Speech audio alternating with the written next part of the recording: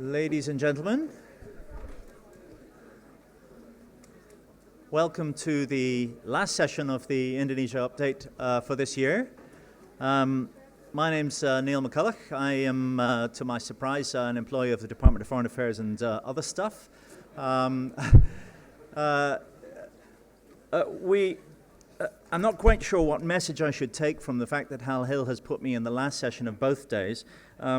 But I'm actually very glad that he has, because I think we've got a fascinating final session here on a very difficult issue, the challenges of the extremes, the issues that we face in development in both Papua and in Aceh. And to help us understand these issues, we have a superb set of speakers. What I'm going to propose for this afternoon is that we break up the speakers into two groups. So first of all, we'll have two presentations on Papua. Then we'll have maybe 15 minutes or so for some question and answer on that. And then we'll have the two presentations on Aceh and a final Q&A, which can cover both Aceh and also the Papua presentations if any people have any further issues they want to link between the two. So to kick off on Papua, we have, of course, the rather well-known Sidney Jones and Cillian Nolan, both of whom are from EPAC or IPAC. I was sitting beside Cillian last night at dinner, and I said, what's this IPAC thing? And he said, it's a bit like iPad, but with a C and cooler. And I don't think they need any introduction, but so they're going to be speaking about Pemekaran as a source of conflict in Papua. Sidney. Cillian.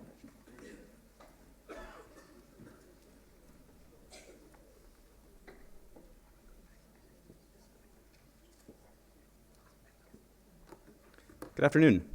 I think yesterday we were talking a little bit about the confusion over statistics as a source of frustration for researchers, questions like how many kabupaten, particularly how many kecamatan, getting down to lower levels desa there are in Indonesia.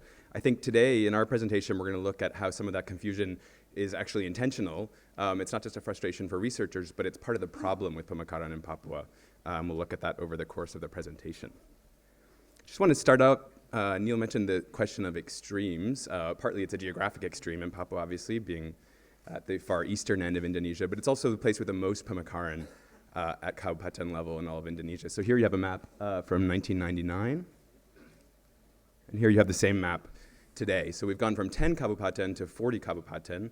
We've gone from 1 province to 2 provinces, and we currently have 22 new kabupaten that are before the DPR for approval this year.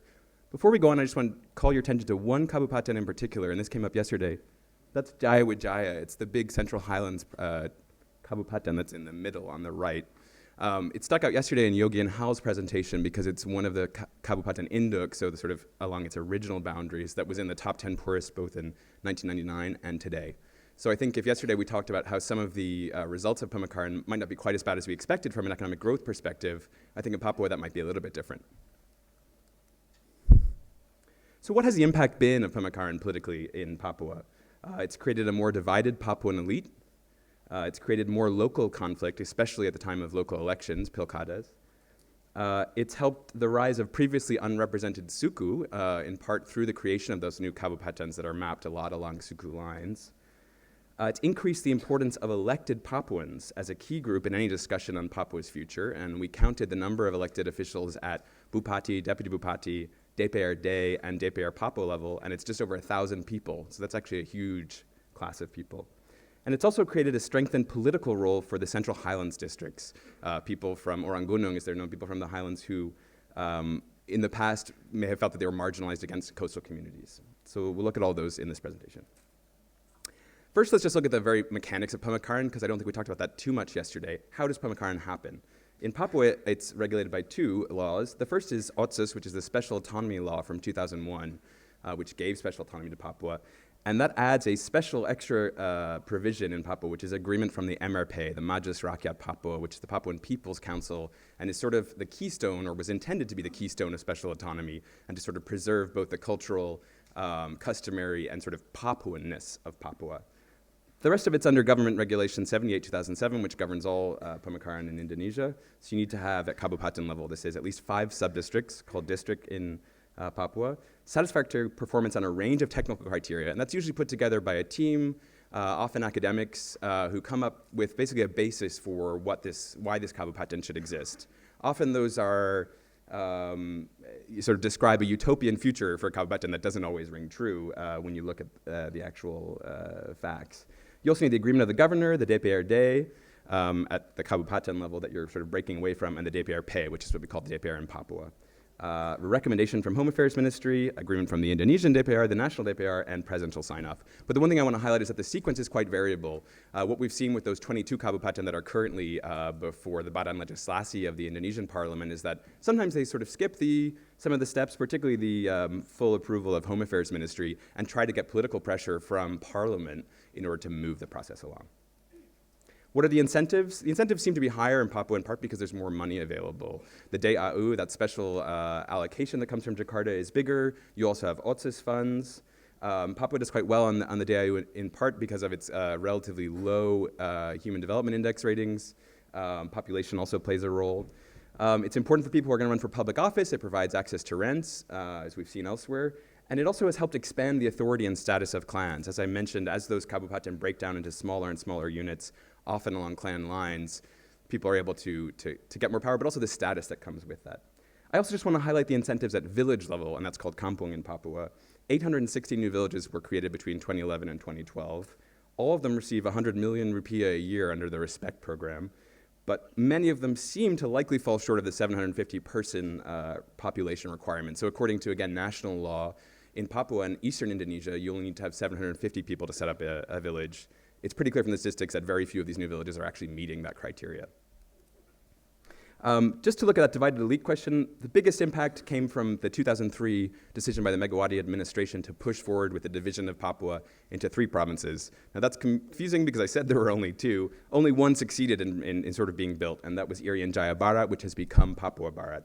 It created huge amount of, I think, anger and sense of sort of betrayal among the elite, particularly in Jayapura and Papua. And the confusion over the sort of distinction between the 2 provinces continues until today. Only in 2008 did Papua Barat start to benefit from special autonomy status.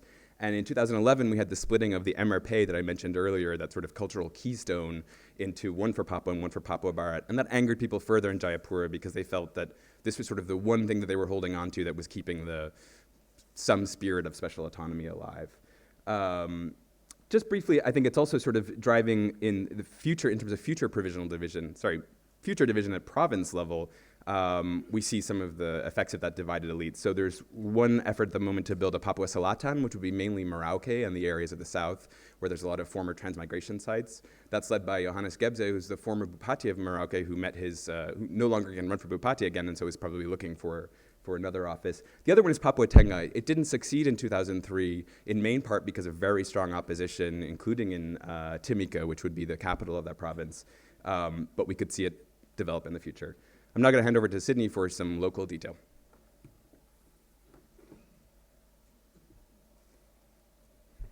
Thanks. I'm just going to go through 2 conflicts that have erupted as a result of local elections, and both of them illustrate some of the problems that arise as a result of Pemekaran. The first one is the best known one. This is a Kabupaten Puncak, where you had these 2 individuals both registered as being supported by the Gerindra party. The KPUD and most of the local election commissions, KPUD, are not what you call completely neutral in Papua, basically refused to let Simon, the man on the right, go ahead with his registration. And the result was that there was a very bloody conflict that resulted. The war between the 2 sides, between Elvis and Simon's side, ended up killing about 50 people altogether. But in the process, both sides called in extra arms. Elvis seems to have called in the OPM, led by his clansmen, Glayat Tabuni. The other side, Simon, called in his clansmen who were ethnic Damal, many of them residing in the Kwamki Lama area of Timika, and many of whom had been members of a Kopassus militia in around 1996-97. So you had 2 enemies who had been armed enemies before coming to the aid of 2 political rivals.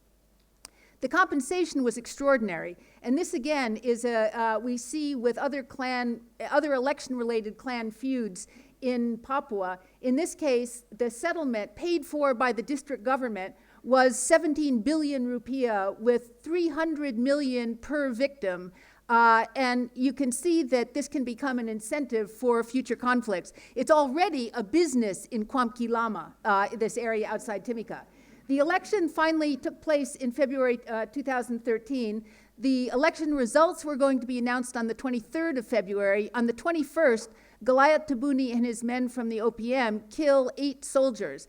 And the question immediately was it linked to the election in Puncak?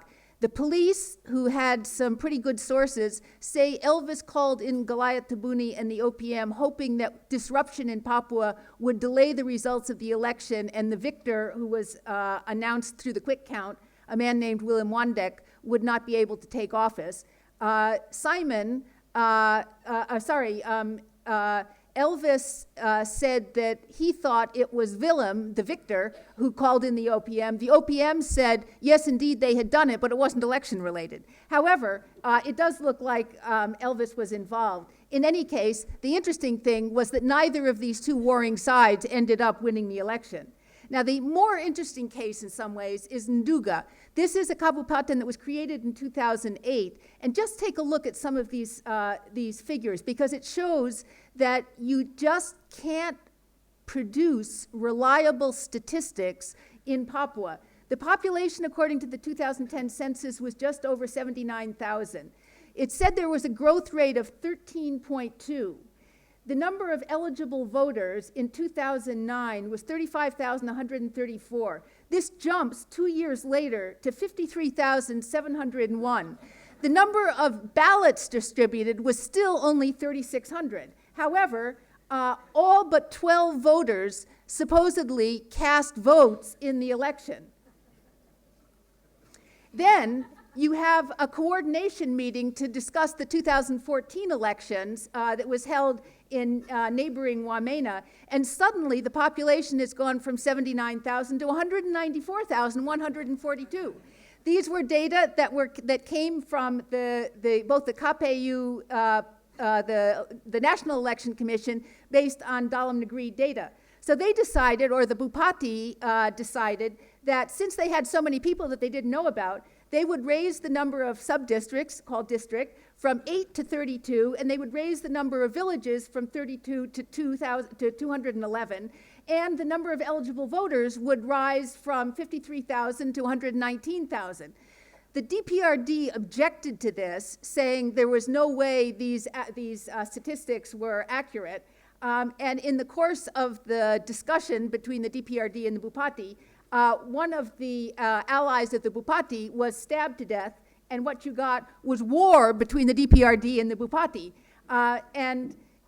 Again, you had a settlement of 18.5 billion from the budget of the Kabupaten Nduga, which is one of the poorest areas, with, again, a figure of about 1 million per victim.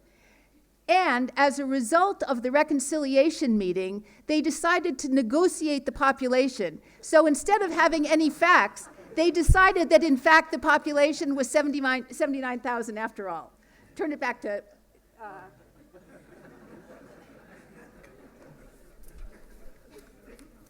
So now I want to jump ahead to the January 2013 governor's election, which I think was instrumental in terms of consolidating increasing Highlander influence. As we mentioned, there's been a huge expansion of Bupatis and Kabupaten in the Highlands. Here's a picture of the winner, Lucas Enembe, in one of his more famous campaign posters. I hope you can see it. I hope the resolution's good enough. He's presenting himself along with his 2 fellow Democrat Party members, the President Yudhoyono and Barack Obama. The other important thing to take away from this is that I think we see in the poll was the primary influence over the result is local leaders and the role they play in the election, which I'll get to in a moment, not Jakarta and not national political parties. Although Lucas did always appeal to his closeness to the president and Partai Demokrat credentials. What was so important in sort of driving this increase in Highlander influence was the Noken system. And the Noken system is a little bit of a misnomer. It's thrown around. It gets its name from the Noken bag, which is used in the Highlands to carry a whole range of things, goods, a child, etc. But it describes a diverse range of essentially unregulated voting practices. The two themes that seem to unite all of them are there's no toblosing, you never punch a ballot, and that it's open voting, so it's not secret. And so that played in, we'll talk a little bit about the diversity of practice in a moment, but that played into the January 2013 election results in a very big way. Here I hope you can see Lucas Enembe carried, basically the vote broke down very much along clustered regional lines. In blue you can see the places where Lucas used. Most of those places use the Noken system. Again, it's not really regulated, but in practice it runs from Pegunungan Bintang in the east all the way over to Dogiai in the west. And then you have Habal Suai, the runner-up, with only 18% of the vote. So it was a big victory for Lucas. But I think important just to say is when Sidney was talking earlier about some of the manipulation of voting figures, turnout was incredibly high in the highlands. First of all, a lot of those districts saw their actual voter rolls that exceeded earlier census from 2010 census figures, but they also saw turnout rates of essentially 100%. And in some areas that went to other candidates. In Pegunungan Bintang, it went to Wellington Wenda. But in Puncak Jaya, for example, where Lucas Enembe had been Bupati, he got 99.5% of the vote. So really sort of astounding and amazing turnout figures. Then I just want to talk a little bit about acclamasi. That's the other phrase that's used when we talk about the Noken system. The Noken system has been upheld 3 times by the Constitutional Court. And sometimes it calls it the Noken system, sometimes it calls it acclamation, and sometimes it calls it just sort of community agreement. Because the other sort of interesting part of it is that it often involves community arrangements that actually take place before the election on how everyone's going to vote. And that's why the open voting part of it is important. When the Constitutional Court has upheld the practice, they've done 2 things. They've said that it's important to preserve local harmony, and that if you move to a sort of traditional voting system in the Highlands, that would disappear. And they've also said that they have to balance 2 constitutional rights. One is the right to your secret vote. The other one is the constitutional protections in Pasal 18B that protect adat communities and give them recognition. And so it says, if this adat law exists, and we're pretty satisfied that it does, we have to uphold it. So one quick case I want to look at is the May 2012 Puncak Jaya Bupati's election, where in District Mewolok, this was one of the few, most of the Pilkada disputes go to the Constitutional Court for adjudication. This is one of the few ones where they actually said it had to be reheld. In Mewolok, what you had was 6 villages where 6 months before the election, apparently there had been agreement signed by a Batu Bakar ceremony that everyone would vote for one of the candidates, Agus Kegoya. And they actually came up with the divvying up of the votes. They said 13,000 votes will go to Agus Kegoya, 1,000 votes will go to the person who was the deputy Bupati at the time, and then we'll give 394 votes to the third candidate. Then election day came around, and for some reason, the Elections Commission distributed no polling materials, there were no polling stations in the district, and there were no forms on which to collect all the information. And this information is coming to us through the transcripts of the proceedings that are available in the Constitutional Court cases, which are sort of the best source of actual voting practice, what it looks like that we have.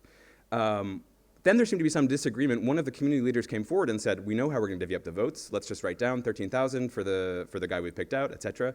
But unfortunately, the Ketua PPD, the local polling official, didn't agree and said instead that what they would do is hand over all of the votes in the district, some 14,000, to whoever won at Kabupaten level. Things got very confused when, as he was trying to leave, locals blocked the runway and wouldn't let him take off to fly back to Mulia, where they would collect the votes. And there was a disagreement. It ended up that one of the parties believed it was based on who would win overall at the Kabupaten level. One of the parties believed that it would be based on who won at the district level.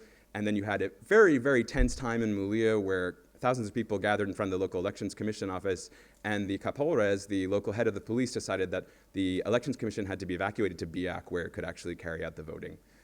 The Constitutional Court decided they had to go back and redo the votes. But the broader question I want to raise here is, what kind of democratic competition is this? And if we were talking about downwards accountability yesterday, what does it leave? Because most of the votes seem to be captured through the community leaders, because they actually sign these community agreements.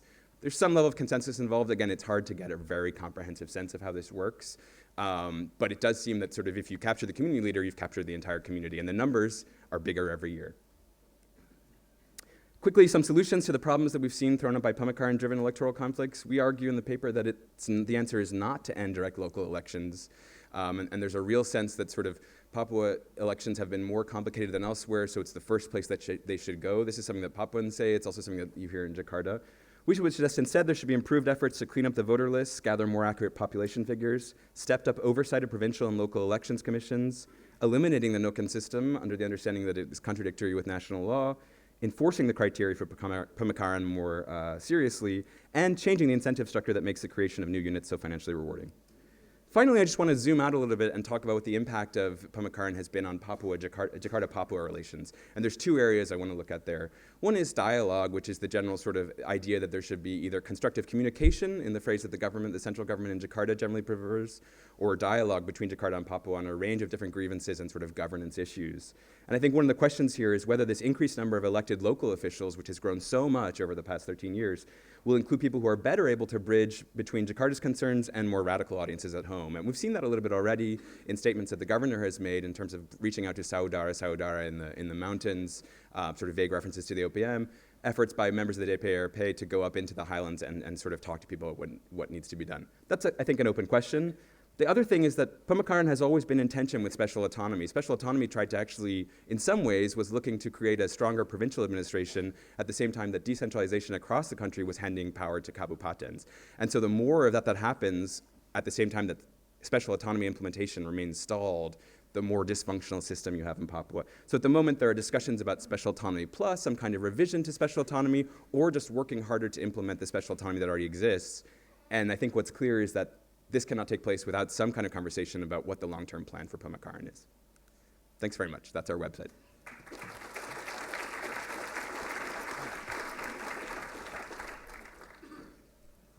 Next up, we have Professor Budy Resosudarmo, who, as we all know, is the Associate Professor and Head of the Indonesia project here, and also Julius Mollet from Cendrawasih University, who is the Director Director of the Center for Poverty Alleviation and Development Studies in Papua. Thank you.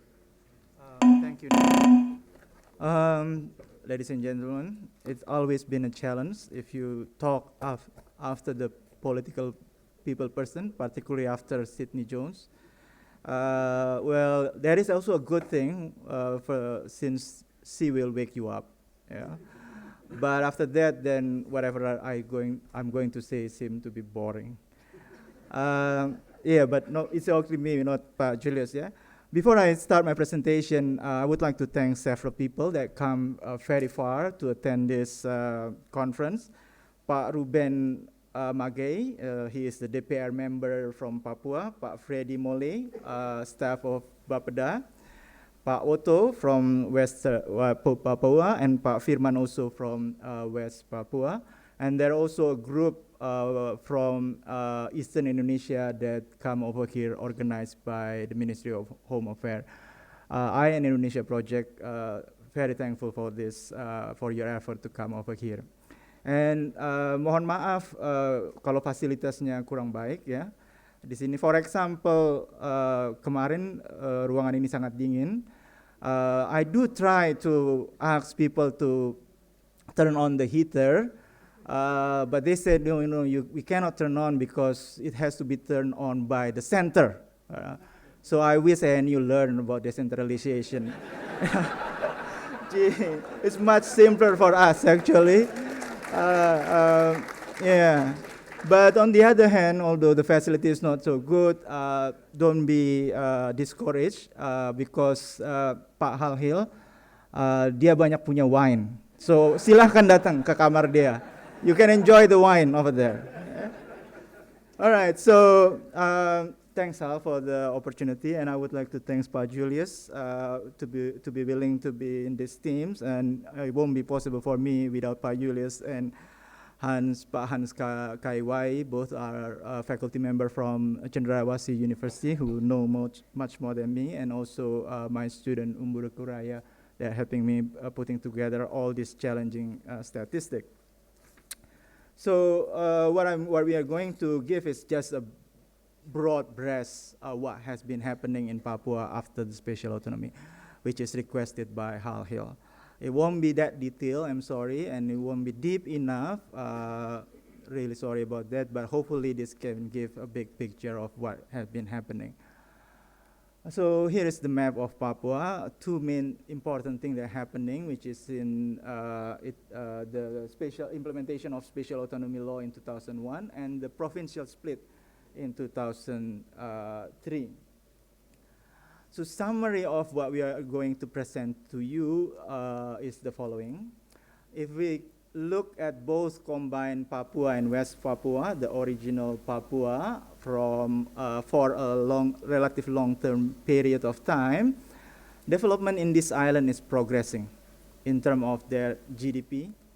GDP without mining and gas, GDP per capita, in terms of poverty, all these indicators are progressing. So their island is not stagnant. Even I would like to argue that this island has been one of the most dynamic among other regions in Indonesia. However, there are three issues remains. The first issue that we need to pay attention is that after the split, the province of Papua, its economy has been relatively stagnant since 2003, since the split. The second issue is that although progressing, poverty in rural area is still unacceptably high. And if we look on other welfare indicator, this indicator also show that development has been challenging in this region. There are several arguments. We don't prove it statistically, but we just giving to you as a hypothesis. Why this is happening? The first one related to why Papua province has been stagnant while the other province has been growing, is particularly because of the economy of those province has been too heavy reliance to natural resources, in such that other sector has been growing relatively slowly. And so when the natural resources drop, it is affected the economy quite heavy. And the other argument related to the second and the third issue that we can compile and show with some statistics are, one, the high population growth in rural area. Statistics can be argued whether this census is actually good or not, but it seems it's quite true that the rural area has been, population in rural area has been growing. There are several fundamentals issue. It has been a long time been an issue, which is low level of education, infrastructure, and health facilities over there. Also, there has been an issue on fiscal effectiveness. There is also an issue of urban bias development in such that rural development has not been put as much priority. And finally, there is an issue related to effective targeting. This is all kind of targeting, PNPM, respect, encouraging the poor involved in the economy. All kind of targeting has been an issue when implemented in Papua. So here are the main story. There are the main story, and here are some numbers to back up the story. If you look long-term growth of the economy from early 1990s till last year, you can see in terms of GDP for both Papua and West Papua, and in terms of GDP without mining and gas manufacturing, the economy in that island is actually growing relatively faster than the Indonesian average. The GDP show faster rate before the decentralization and relatively equal after the split and after the decentralization. And GDP without mining, without oil and gas manufacturing, actually growing quite well as well. So there is no issue when you're taking out these natural resources actually. And the same story, the same good story you can see if you look at poverty. Long-term poverty decline, and it declined in a faster rate than national level. In this decline of poverty happened in both provinces. Even after decentralization, the rate might be slower than before. However, it's still better than the national level. So the issue of whether this island has been stagnant, we would like to dismiss it. And before we put attention on the three issues that we are going to show you, we do some little bit backup. looking at the government budget, whether the government budget in terms of the size is problematic or not. These are the size of government budget plan and implementation per person in Papua and West Papua compared to other region. From this budget, we can see that the size of budget in Papua comparing to other region are relatively fine. And it's also fine that they are per person higher because prices are more expensive over there. We don't argue that this budget is enough, but just comparing to other island and other region, they are actually quite fine. So there are other issues rather than the size of budget that causing the issue that we are going to discuss. Now, the first issue related to the stagnation of Papua economy.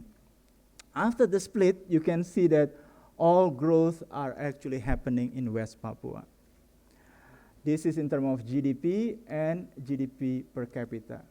While the province has relatively stagnant, and if it is GDP per capita, it's actually declining.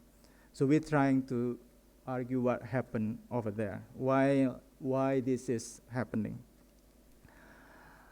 The second issue that we would like to ask you to pay attention is that rural poverty is so high compared to urban poverty. So when it's come to Papua, actually doesn't really make sense to combine rural and urban together and conduct the analysis. You need to separate the rural and urban because they are so different and the gap is so high.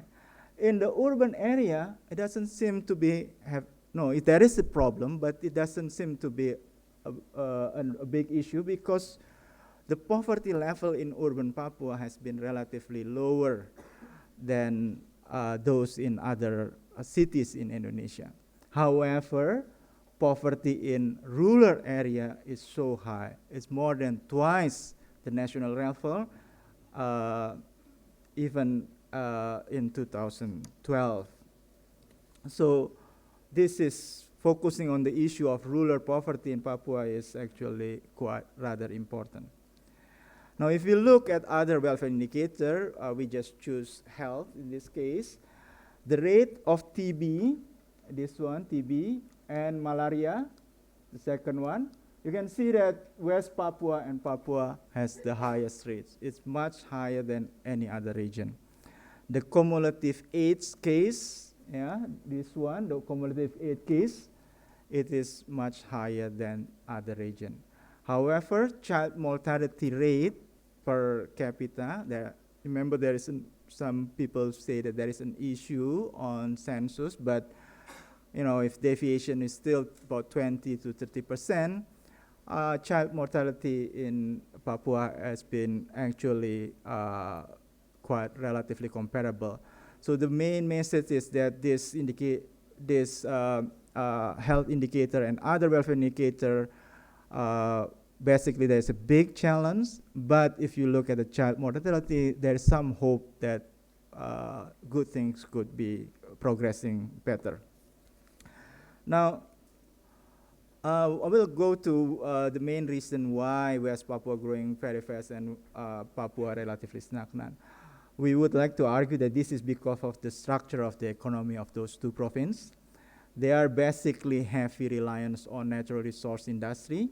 As you can see, Freeport basically around 50% of Papua economy, and BP Tangguh basically also about 50% of West Papua economy. And so when the revenue of this industry collapse, then the economy is basically heavily affected. There are other issues relative to this heavy reliance on natural resources as well, which is typically leakage relatively general, and there is a more difficult issue, which is incentive for other sector is actually not that great. So this one is also showing that palm oil and so on is not been an issue in Papua. And here is what happened in Freeport. So if you look at Freeport revenue in the last 8 years has been declining. So this is the main issue why export in Papua has been declined. And if you look at this GDP by expenditure, you can see the main cause of stagnation is because of this number. Other numbers is actually growing quite okay. Just because of Freeport production has been declined, and then the economy has been relatively stagnant. So before, next we were going to give an explanation on the poverty issue, but I give this opportunity to my colleague, Pak Julius.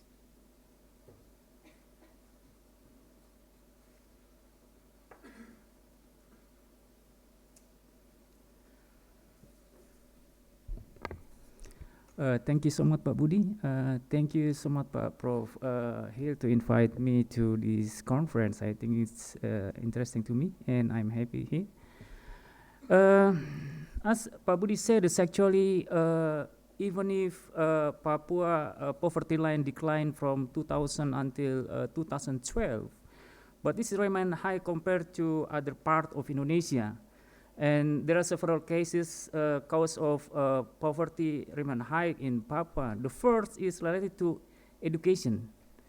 In many cases, they have a poor infrastructure in education. I think we can discuss later if you want to asking about this one. And the second one is about the poor government managing in public budgeting in Papua. So I think it's quite hard for Papua. As you can see that Papua is actually got special autonomy since 2001, but I think it's like shock therapy for the government. We have a lot of money and we are confused spend the money, as the side corruption has become a major challenge for Papuan economy. And the other thing is related to Pemekaran. As Sidney Jones said, that's actually in Puncak, Kabupaten Puncak. It was established in 2008. But unfortunately, the local government is not running well because of conflict among one community and other community. So it's very hard to dealing with this issue. But we are lucky because just recently, the Bupati in Puncak Jaya was, was established in this area. Sorry. And the other cause of poverty is election. This is quite headache in West Papua. We have around 29 districts in Papua and around 9, or I forget, in West Papua. The total is around 49 or 48. And sometimes election has become, crucial in Papua. If one side is not agree with this result and the fighting each other and this cause and burn everything, that's why it's cause of poverty. And many people suffer from this one. So that's the cause of poverty in Papua. Sorry, this one. So, sorry, this is new technology. Okay. So if we see from here, it's actually in terms of population, Papua's growth is quite faster compared to Indonesia. For example, in 2000 until 2010, around 40.9% annually. This is 3 times population growth compared to Indonesia during the time. So in terms of migrant growth, it's more than non-migrant. It's around 6% for migrant population and 4.5% for non-migrant population.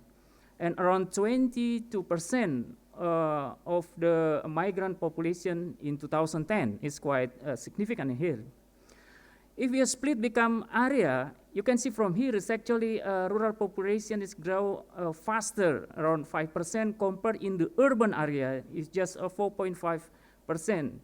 So I think is if what is measured from these figures, actually urban growth is much faster than in the rural area. So education, and here is with Pak Budy and me, I try to split become non-migrant and also migrant, recent migrant and lifetime migrant. We have a great difficulty to split between indigenous and non-indigenous, because we don't have any data. That's why we try split between migrant and non-migrant. This is more easy. Yeah? As you can see from this, it's actually around 50% non-migrant in Papua yes, either have not complete elementary school or finished elementary school, which means below 6 years attending of school. This is quite ridiculous in here. As Sidney said, that's the major issue in here, if you see from the Papua in figure, in the highland is much frightening because they're limited of infrastructure and education over there. So, let's come back again, sorry. In terms of infrastructure, yesterday we talked about infrastructure, governor, and good government. So, in here we can see that we face limited access for electricity compared to other regions like Sumatra and also Kalimantan and Bali. During 2004 until 2010, I think the people in Papua, you know, just use the electricity around 40 kilowatt per person. You can see from this figure, it's actually, you know, this figure, it's very small during the time. So which means we have still limited access for electricity.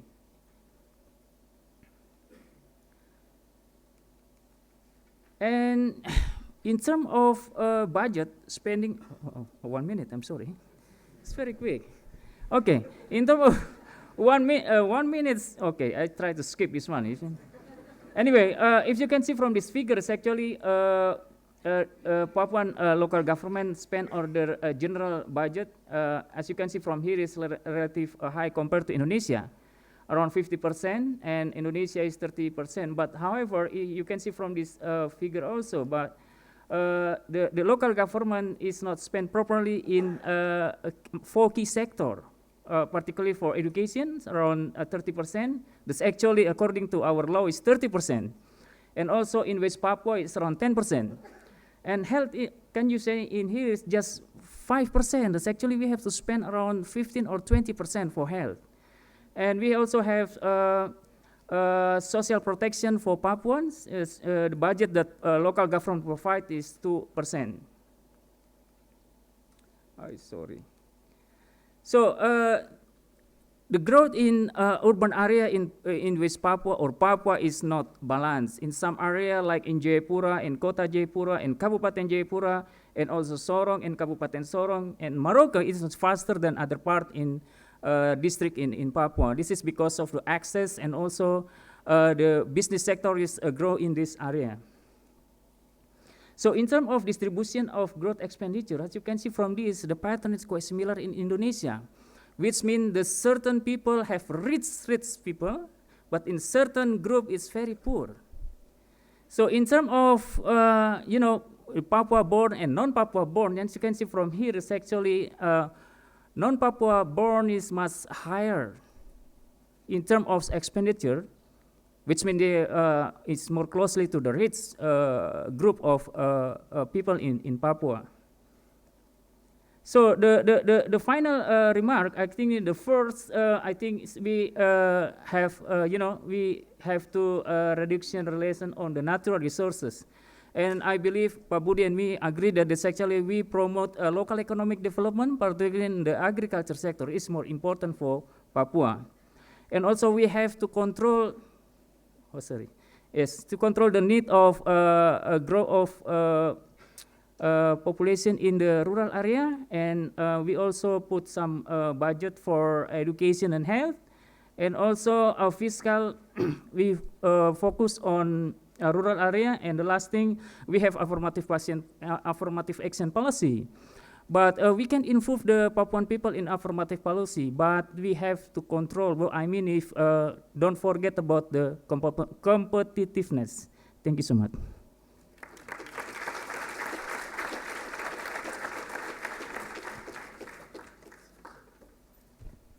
Okay, why don't we just take 5-10 minutes for a round of questions.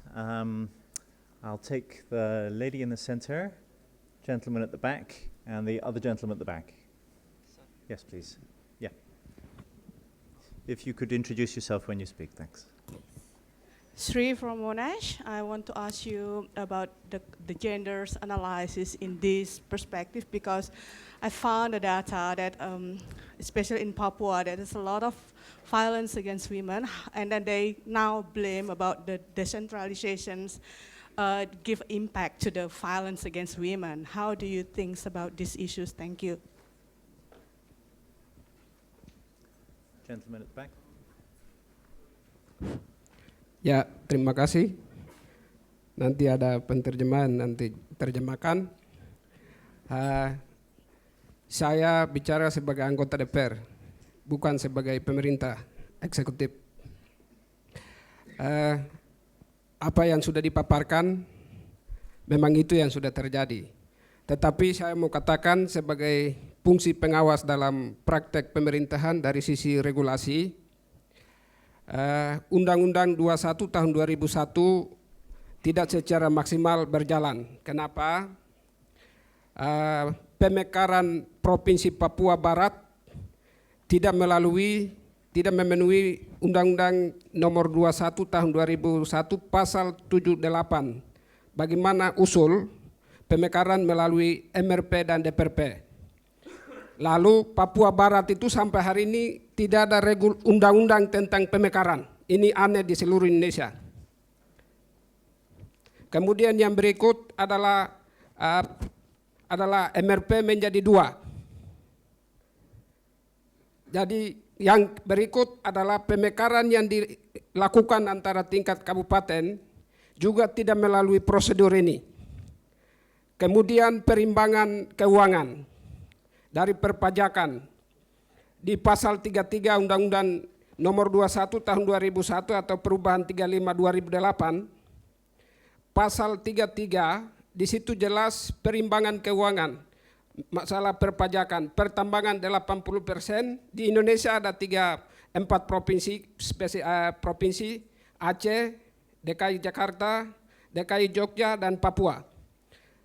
Tidak ada pengecualian dari undang-undang nasional yang dilahirkan perpajakan. Sehingga Bapak, ini menarik sekali, tetapi ada pertanyaannya.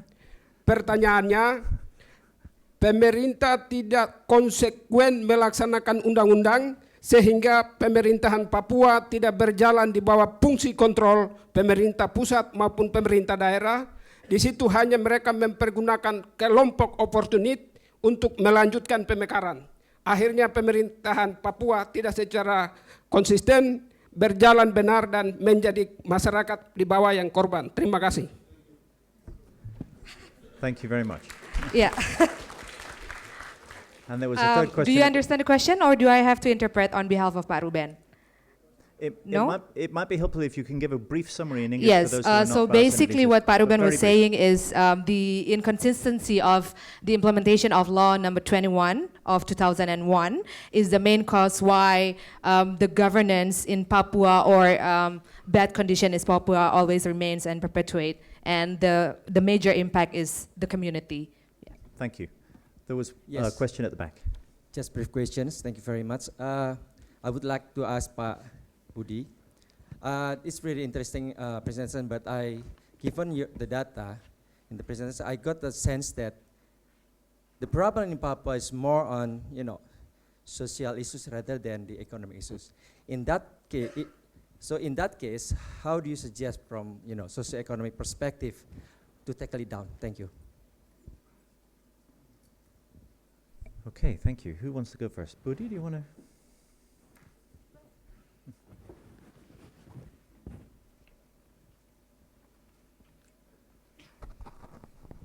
Thank you so much, Bu.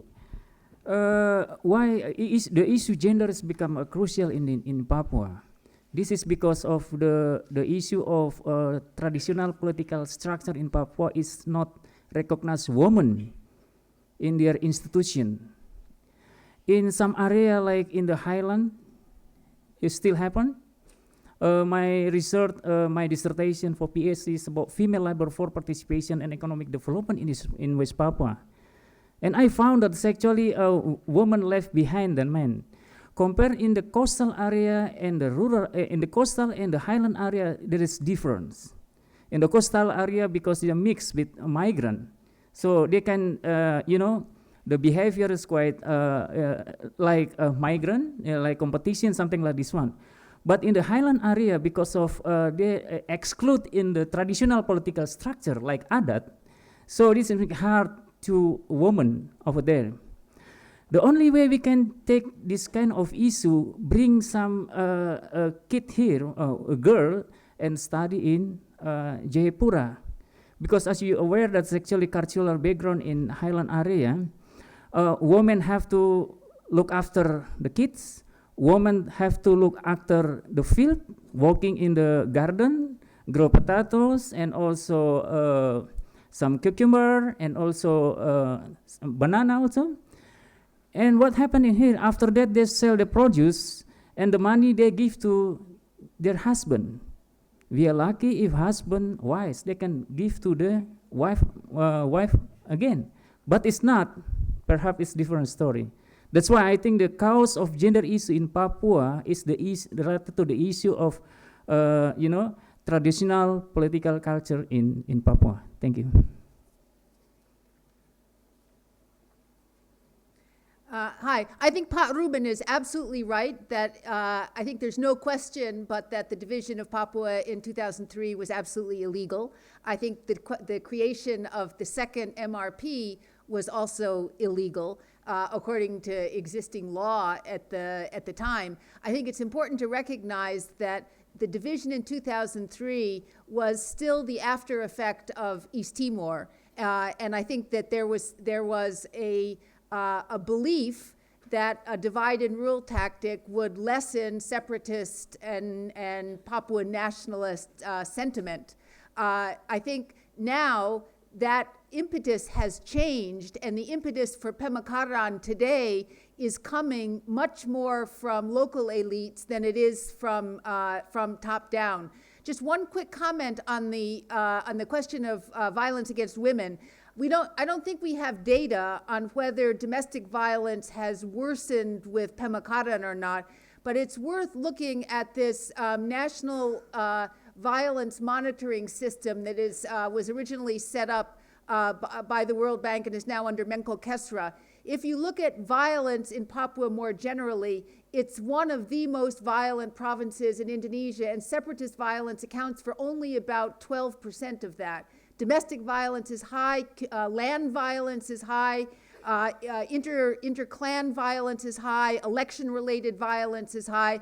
So violence related to the independence movement is certainly there, but it's not the most important source of violence in Papua.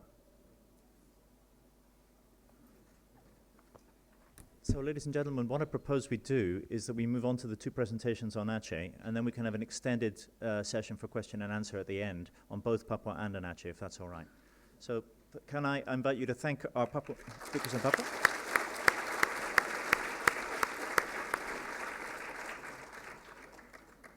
The next presentation we're going to have is on special autonomy, predatory peace, and the resolution of the Aceh conflict. It's by our good friend Ed Aspinall, who is, of course, a researcher in the School of International Political and Strategic Studies here at ANU.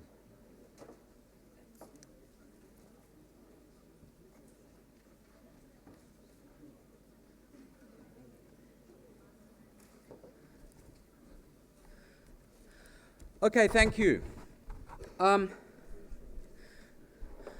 So my starting point is, in recent years, there have been two very remarkable and interlinked developments in Aceh. One, of course, we all know about, is a dramatically successful peace process. And the second, and it's often the second is often seen as being the cause of the first, is that Aceh has experienced a form of special autonomy that is known or believed to go much further than the decentralization rules that apply in other parts of Indonesia. This special autonomy deal is embodied in what's usually called the LOGA, the Law for the Governance of Aceh, passed by Indonesia's National Parliament in 2006. At least that's very much the public image, especially the public image of Aceh's autonomy arrangement one comes across in Jakarta. In fact, if you meet people in Jakarta, they'll think that autonomy really in Aceh has gone too far, and they'll refer sometimes to Aceh as negara dalam negara, or a state within a state.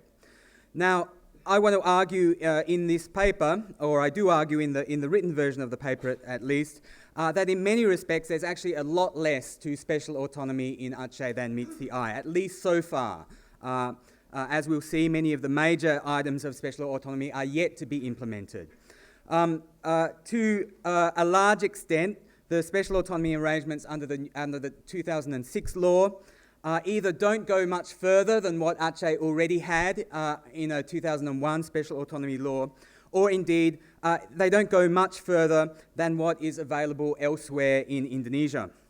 And certainly the special autonomy arrangements currently in force in Aceh in most respects are much, much less than the leadership of GAM, the Gerakan Aceh Merdeka, the Free Aceh movement, thought they were getting in the Helsinki Peace Agreement and subsequently.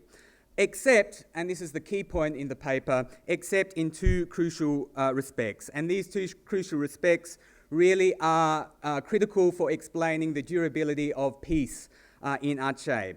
And basically it can be summed up in two words: power and money. So in other words, the special autonomy arrangements under the LOGA have opened up access to political power for GAM, for the former rebel movement, and secondly, greatly increase the economic resources available to government leaders in Aceh. And it's this combination that has produced what is so far a sustainable peace, a dramatically successful peace, but it's also a particular kind of peace, which I call predatory peace, as you can see there on the title page. So just a quick review of autonomy arrangements.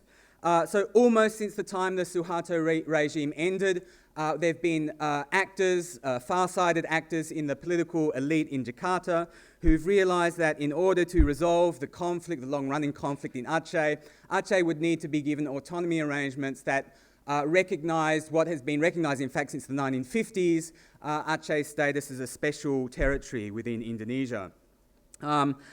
These are various laws that have gone further than the general nationwide decentralization framework we've been discussing at this conference. So the first was in this 1999 law, you can see mentioned there on Aceh's special status, which was offered at a time the conflict was starting again in Aceh. And the idea was to head off the resumption of conflict by offering some fairly light, at that point, fairly symbolic concessions to Aceh.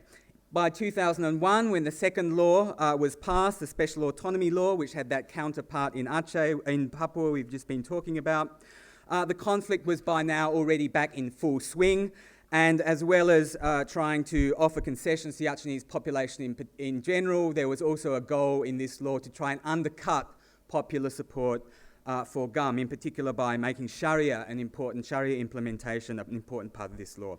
The 2006 law, however, comes after the Helsinki Memorandum of Understanding, which was signed by the government and the GAM leaders. And this was really then to embody the core elements of that peace deal.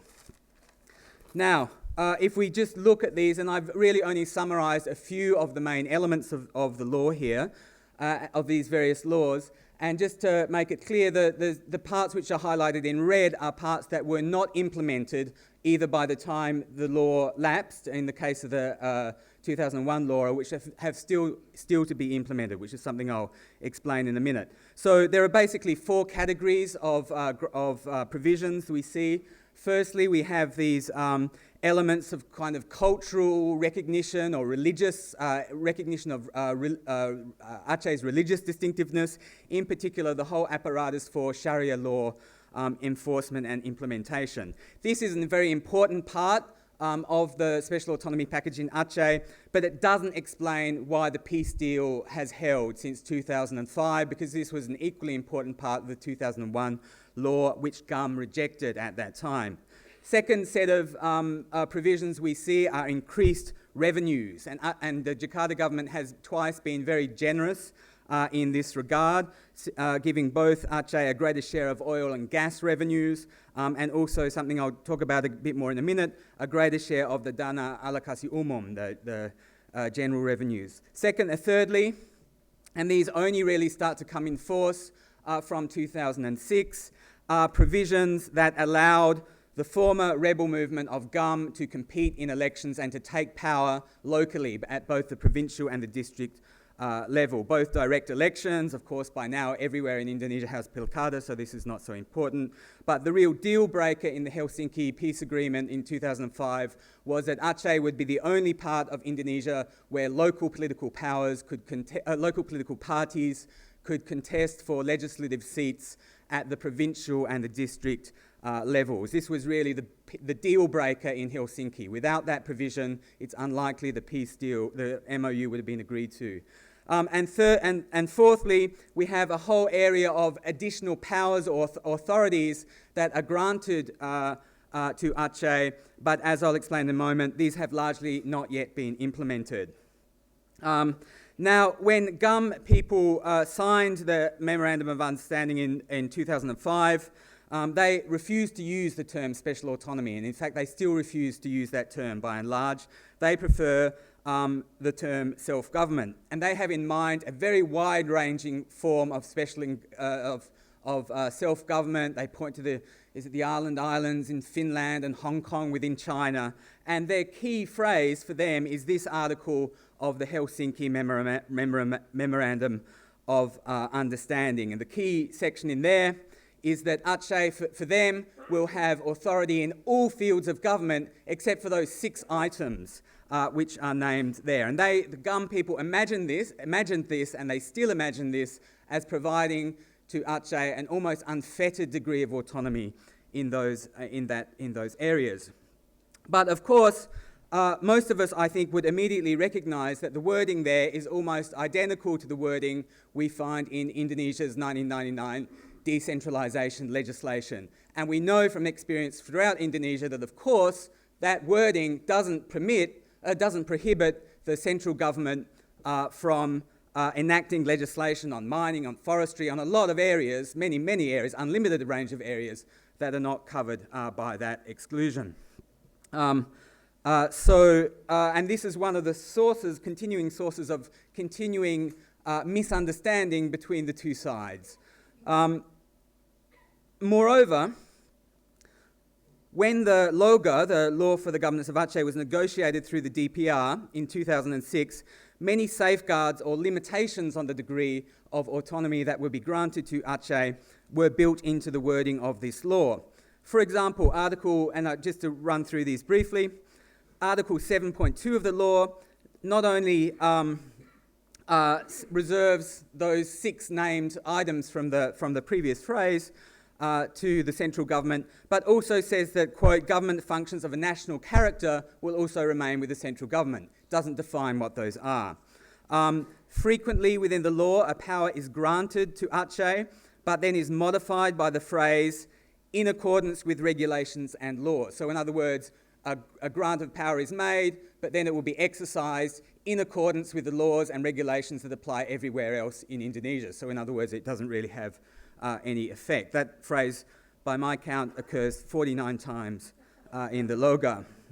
Moreover, numerous powers require implementing regulation, including on most of the substantive grants of power that have made to Aceh in the law. So many of the really important areas, such as Aceh's authority to regulate oil and gas, land, for example, there's a provision in the law that says the BPN, the National Land Agency, will be transferred to Aceh. Most of those sorts of provisions are followed by the phrase, as will be regulated by either a government regulation or a presidential decree. And most of those national regulations and presidential decrees have still not been issued 7 years after the passage of the law. So in fact, although the law came out in 2006, the period of time that's passed since the passage of the law in which most of these implementing regulations have not yet appeared is in fact longer than the period of exacerbated conflict which prompted the creation of the law in the first place. And there's been many painful and protracted negotiations between the Aceh and national government on the drafting of these various regulations, which I'd be happy to talk about later. Moreover, in various other ways too, the central government retains the kind of monitoring and oversight powers over the Aceh government that it exercises in other parts of Indonesia. For example, the national budget is sent to Jakarta to be, corrected in the same way as those of other provinces.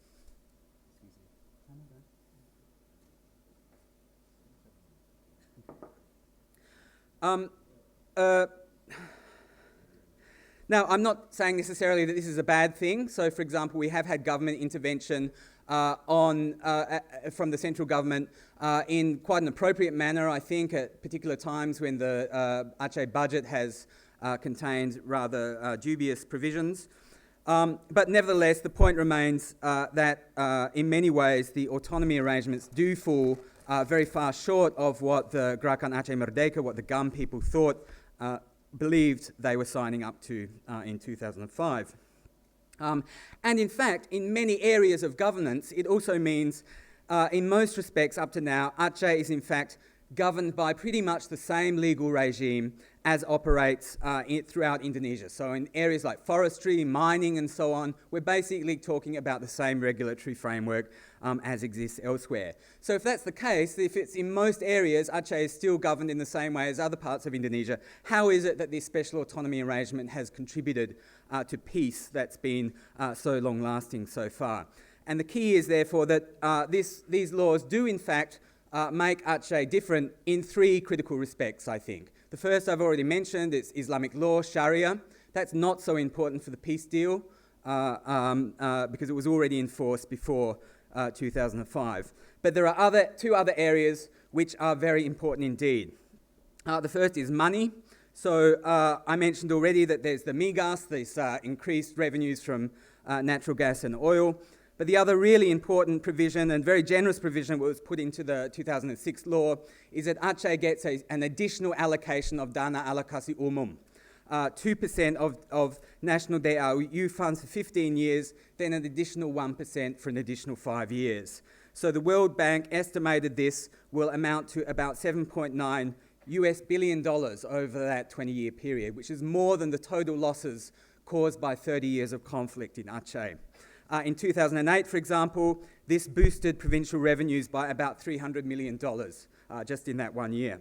And secondly, political power. This formulation in particular, the allowance enabling of local political parties in Aceh, means that Aceh, the Partai Aceh, the political machine of the former rebel movement, has been able to sweep to power in Aceh and dominate the politics of the province like no other political party in any other part of Indonesia. The power of Partai Aceh is really unrivaled. We don't see any parallel like this in any other parts of Indonesia. And it's this combination that has provided many opportunities for people from the former rebel movement to gain access to patronage funds to distribute to their supporters. So on the one hand, they've been able to build a powerful political machine. As I said, Partai Aceh is by far the strongest such machine we see throughout Indonesia. And at the same time, this allows buy-in for former combatants who otherwise might be becoming involved in violence. And there's various mechanisms through which this takes place. One is contracting, something I've written about before, and it became very visible very early on in the peace process, whereas former GUM guerrillas have transformed themselves into contractors in the construction industry and have become very wealthy in that way. More recently, in mining, there's been a boom of small-scale mining operations in Aceh since the peace deal was signed, and certainly in those areas where GUM are strong, you will find involvement of former guerrillas in all of those mining deals, either on the board or providing security or simply taking fees from the mining companies. We also see straightforward transfers from the provincial budget. So, for example, in 2013, the provincial budget included a line item of a transfer of 127.5 billion rupiah, I don't know, about 100, what's that, about 12, 13, 14 million dollars to the KPA, the Committee Peralihan Aceh. That's the organization for the former GUM combatants. We also see interesting new phenomena as this form of patronage politics is becoming increasingly institutionalized. I don't see don't know if you can read that very clearly, but this is a particular aspect of Aceh's politics in recent times, which is the development of what's known as dana aspirasi. So these are what would be called in other countries constituency development funds. So these are earmarks of local development money that is earmarked for particular members of the provincial parliament. In 2012, the total amounted to 543 billion rupiah, so about, what is that, about $60 million, 7.8 billion on average going to individual DPRA members. You can see here the highest amount, what's that, about $2 million or so? Anyway, I'm not an economist, I can't do maths. But to the very prominent, it's a lot of money, to the prominent Partai Aceh former GUM guy, Adnan Bransyah. Most of this money goes to small-scale village-level projects or to cooperatives, village cooperatives, this sort of thing. But in preliminary work done by Gerak, one of the local anti-corruption NGOs, they found that, in fact, less than 50% of the money is actually turning up from these grants to the designated target project. So it's just a straightforward attempt to rip money out of the provincial budget. So the results everywhere in Aceh are visible in the obvious signs of enrichment that you see amongst supporters of the former Gerakan Aceh Merdeka. One manifestation of which is a certain sort of Acehnese nationalist architectural kitsch, which you see in the houses of many of the former commanders of GUM. This is a house built by a gentleman known by the name of Juragan. He's the head of the district parliament of the district of Nagan Raya on the west coast, a rather shadowy figure currently being investigated by the police for bashing up a young man who he suspected of having illicit relations with his wife. But anyway, he also has a private menagerie. This was just out the front of the house. They say he's got tigers around the back, but I didn't go and see them. And in fact, this is one of the very interesting developments in recent times. So there's been a recent round of Pilkada, of direct elections in Aceh. And in the first round of elections after the peace deal in Aceh, a lot of the new GUM Bupati who were getting elected were people who had backgrounds as combatants, as guerrilla leaders themselves. It's quite interesting that in the more recent round, they've been replaced, there's been a tendency for them to be replaced by people who operated in the kind of shadowy side of insurgency fundraising during the years of the war. So the Bupati of Biren, for example, is a guy who was a businessman in Malaysia who was accused by his fellow fighters in the conflict years of running off with a lot of money that they'd stolen from a bank. The Bupati of North Aceh was basically a driver for the fertilizer factory who then became a bagman and was the kind of conduit for Pupuk Iskandar Muda money going to GUM and so forth. So you get this, it really is quite a predatory patronage driven dynamic. And I know I'm out of time, this picture is just offered in the spirit of our discussion of Bupati offices in Pemekaran districts. This is one of my favourites. It's from Aceh Jaya. And cows like it. But anyway, the point is that there's a lot to criticise, obviously, in the sort of predation that we see being extremely naked in post-conflict Aceh. But my view is as well that this is the other side of a successful peace process. That one of the reasons we have had a successful peace process in Aceh is precisely because we have this extremely powerful, dominant machine which has now been able to access state resources to fund itself and consolidate itself, with very negative consequences for governance and certainly for corruption, but has nevertheless been able to maintain a high degree of discipline, a relatively high degree of discipline so far within its following. And we can contrast this to places like Mindanao in the southern Philippines, where we see how a peace process can work in a place which doesn't have that sort of unitary leadership of the former rebels. Thank you.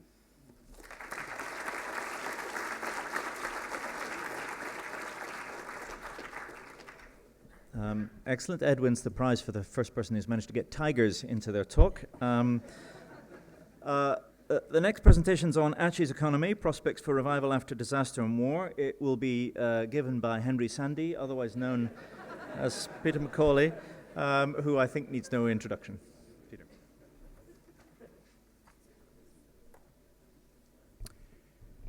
Thanks very much, Neil. Well, this is the final talk for the day, so I'd better move it along a bit.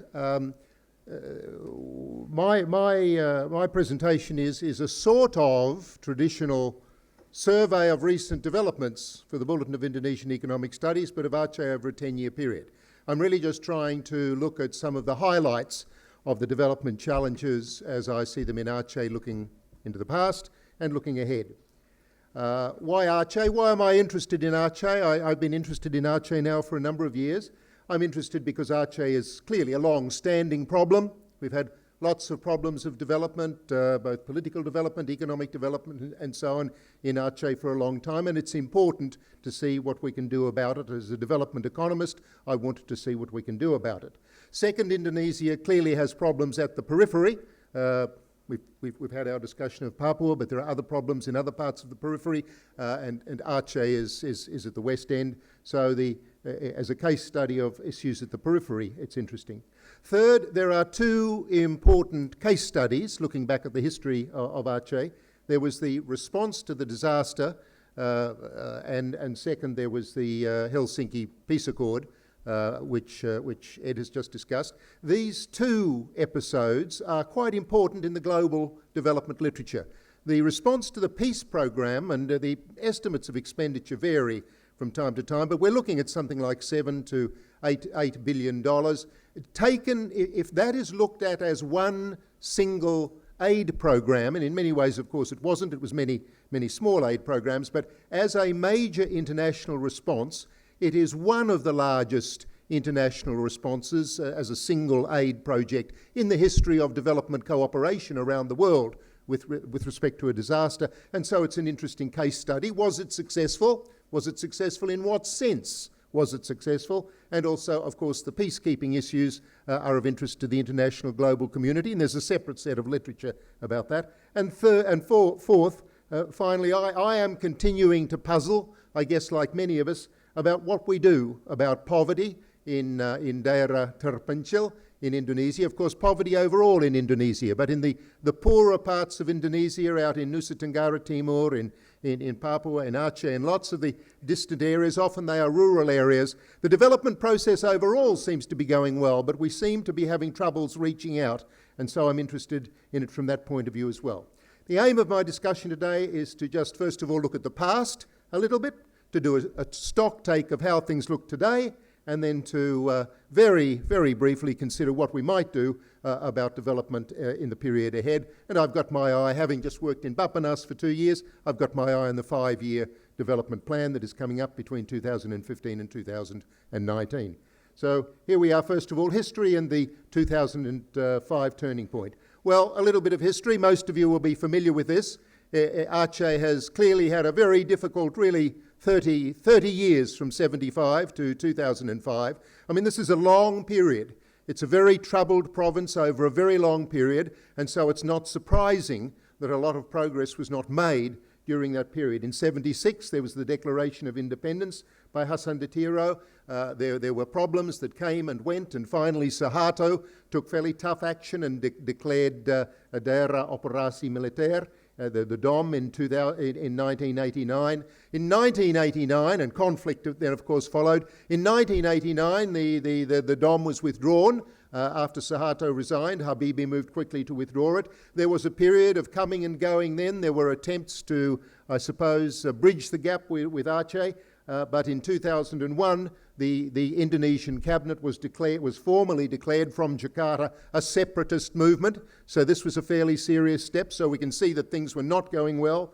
In 2003, earlier, in 2001, 2002, I forget the precise date, Megawati had visited Aceh and had even said that she shed tears about the prospects of the situation and the suffering of the people in Aceh, but she responded in 2003, followed up her tears with a declaration of martial law, during that period of martial law, something of the order of 40 to 50,000 troops and police were active. I mean, this was a major military operation, and it really, then in 2000, Christmas, Boxing Day, 26th of December 2004, there was the terrible tsunami, and that in effect brought an end to the military operation. Of course, it was a traumatic shock, and so that in effect brought an end to things, and it was then followed up by the Helsinki MOU in 2005.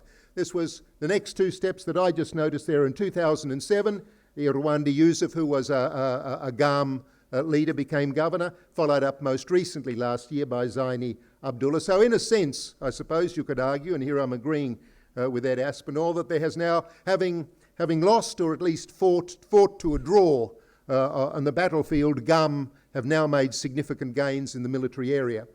So 2005 was arguably the turning point. This is an interesting question. Was 2005 a turning point or not? The two key events were the post-tsunami aid program and the Helsinki Peace Accords. And there's a question looking back at this period, how to judge the impact of these two major activities.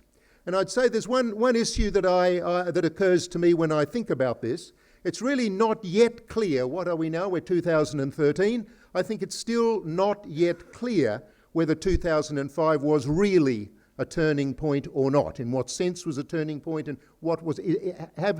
We really have to consider what the next 10 years of Aceh are like, and it is not yet clear to me that it was the turning point that we think it was. Did the aid program and the Helsinki Peace Accord really make a difference? After all, we have to remember these following factors, and Ed has touched on them. There is still abiding resentment in Aceh towards Jakarta. The abiding resentment is still strong. Second, over important parts of Aceh, not the whole of Aceh, but important parts of Aceh, GAM retains a strong influence. And third, we particularly see this in the role of prominent individuals, of which perhaps the two most well-known are Irwandi Yusuf and Zaini Abdullah, but there are quite a few others. So one of the things that the Pusat itself, Jakarta, of course, needs to bear all of this in mind in dealing with the continuing range of problems that crop up in Aceh. A few points about the post-tsunami aid program. I'll say something about the post-tsunami aid program and a very brief comment about the Helsinki Peace Accord. These three issues about the post-tsunami aid program. Of course, it brought quite a few benefits, but the region had been devastated. There were some problems. There were a number of problems, of course. There were many problems with the aid program, but one of the problems was that the effort came to dominate the formal sector of the Achenese economy for 5 years, and in a sense, it froze quite a few other development problems. There was a 5-year period when there was a focus on the recovery from the Aceh of the tsunami, particularly around Banda Aceh and in the tsunami-affected areas, and in the meantime, other development priorities were set aside. Second, there were in effect three parallel systems of administration in the province, which were really very disruptive for the processes of orderly administration. It's difficult to see this as a period of good governance. We had the normal official structure of administration of Pusat, Provinsi, Kabupaten, but then secondly, the BRR, the Badan Rekonstruksi dan Rehabilitasi, was established under the control of Pak Kuntoro. The BRR was given very strong powers, and this was probably very important in conducting an effective aid program, but it had such strong powers, and Pak Kuntoro was so strong that to some extent he dominated relations with Jakarta. Not entirely, but it was a parallel system. And then there was the system of international donors who nominally tunduk, who nominally paid their respects to the Pusat and to the BRR, but often went their own ways. So there were these three parallel systems. And third, because of all of these considerations and because of the three parallel systems of administration. Overall, many policymakers neglected the rest of Aceh. And this is a diagram that I like to use, at least, of the processes after a tsunami, after a great disaster. There's a period of negative growth, the economy collapses, then there's something of a period of relief and rehabilitation. Then we move into a period of reconstruction when there's something of an infrastructure boom, and we're now into the quote-unquote return to normal period. So in a sense now, for the first time for well over 30 years, in a sense, the provincial government is in a return to normal period, and in theory, Aceh, for the first time, for 35 years, is in a position to move ahead and to develop itself. So in principle, it's a promising situation. Question is, how promising is it? Helsinki MOU, I don't have to say much about this because Ed has covered it. It was clearly a key development. It certainly brought peace to Aceh. Several main points of the MOU, which Ed has mentioned. The fighting had to stop. The fighting was to stop and arms were surrendered. There were new political opportunities for the GAM that they've made the most of, and there was the new law on the governing of Aceh. Now, arguably after the 2005 turning point, the MOU and this period of peace has been more important for the long-term development prospects of Aceh than was the aid program. But certainly, even today, concerns about the implementation of the Helsinki MOU remain, which Ed has discussed. Economic stocktake. There are 4 issues, really, that I discuss in the paper that I've written about. Dualism and growth, structural change, issues of size. What strikes me about a lot of Aceh is that it's small, and some strategic issues for development. Dualism and growth. Now, this is an important diagram. Someone yesterday mentioned that economists like growth diagrams, and certainly I'm an economist, so this is our standard growth diagram. It's the rate of economic growth in Aceh since 2000. 12 years, it's the rate of economic growth. Now, the thinner line is the headline figure. It's the normal GDP figures that we would look at, and what's remarkable about it is the extraordinary fluctuation from -7% in 2000 up to plus 18% a few years later, back to -8 and 9%, and so on. Now that fluctuates extraordinarily because it includes the oil sector. And in many ways it's best to exclude the oil sector, because the it's not oil, of course, it's migas, it's oil and gas, and mainly gas in Aceh. So we need to exclude the migas sector. When we exclude the migas sector, we get a more normal diagram of economic growth, which is the thicker line. It's fairly low in the early part of the period. It goes up to 8%. It slumps down again. It rises up to about 8% again following the tsunami. And that's probably the aid boom. It slumps again and gets back to about 4%. Now, over the 10-year period, these two figures, over the 10-year period, the overall rate of economic growth, including migas, was minus 0.7% when you average out the total period. And when you exclude migas and take the non-migas sector, the overall rate of growth over the period was about 4%. Now, these figures are not good growth rates. Indonesia has not had a good 12 years. There's also been rapid structural change in Aceh since 2000, an extraordinary structural change, as a matter of fact, because the migas in Aceh is running out, partly because of technical reasons in the province and partly because of overall development policies from Aceh. You can see that back in 2000, migas contributed more than 40% to the economy of Aceh. It's now down below 20% and is falling. So when we consider looking ahead, the so-called opportunities for Aceh from the natural resource sector, we have to bear in mind that it's running out pretty fast. The party is coming to an end very soon. Now, across the rest of the economy, I have a separate diagram, but I'm not putting it up here today. A separate diagram does show some structural changes. Agriculture is shrinking a little bit. The service sector is growing a little bit. But what is also quite striking, and it's striking in this graph too, is that from the bottom we've got migas, agriculture, and manufacturing. The manufacturing sector in Aceh is very, very small. It almost doesn't exist. So if you take out migas, the rest of the Achenese economy is basically either agriculture or a very large, low productivity sector. It's a strange economy, and it's a difficult economy to do something with.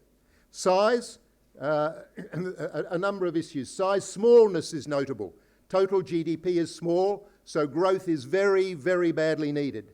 Second, nearly all non-MIGAS firms are tiny. The economy is composed of a myriad of micro-enterprises. There are relatively few large enterprises in the province.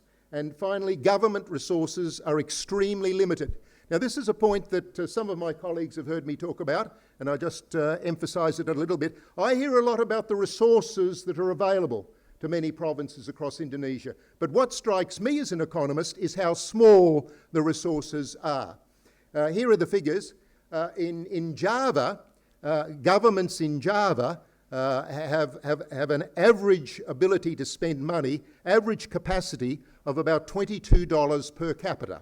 So say the Central Javanese government has about $22 per capita to spend. It almost doesn't exist. It almost doesn't exist. Now, it's true that Aceh has a lot more.